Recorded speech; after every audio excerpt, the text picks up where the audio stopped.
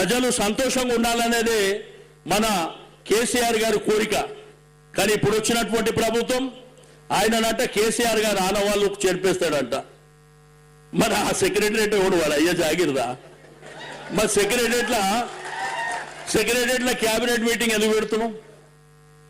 ఎవరిది సెక్రటరేట్? ఎవరు కట్టారు? ఆ పక్కన 125 అడుగుల విగ్రహం డాక్టర్ బిఆర్ అంబేద్కర్ గారిది. ప్రపంచంలోనే ఎక్కడ లేదు అంత పెద్ద విగ్రహం. ఎవరు కట్టారు? ఆడ పోలీస్ కమాండ్ కంట్రోల్ ఆడపోయి మీటింగ్ లో కూర్చుంటారు కదా. మరి అది ఎవరు కొట్టారు? కేసీఆర్ గారు ప్రగతి భవనం పెడితే ఈరోజు ప్రజాభవన్ అని చెప్తుంది. ఎవరు కట్టారు? మరి ఆనవాళ్ళు ఎట్లా తీస్తారు ఆనవాళ్ళు? మరి ఈ భారతదేశ చరిత్రలో ఒక రాష్ట్రాన్ని సాధించి భారతదేశ చిత్రపటంలో పెట్టింది ఎవరు? మరి ఆనవాళ్ళు తీస్తారు. ఎట్లా తీస్తారు? కాబట్టి మాట్లాడడానికి కూడా ఒక బాధ్యత ఉండాలి. ఒక ఉన్నతమైనటువంటి పదవులో ఉన్నప్పుడు బాధ్యతగా మాట్లాడేది నేర్చుకోవాలి.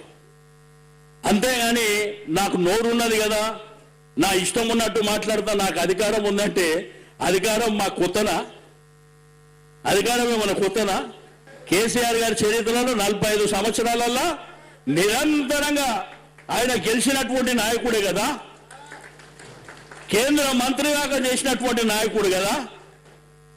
అధికారం ఆ రోజు కేసీఆర్ గారు నీలాగా విర్రవీగలే కదా.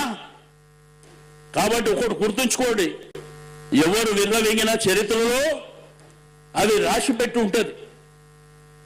అది జరుగుతుంది సందర్భం వచ్చినప్పుడు.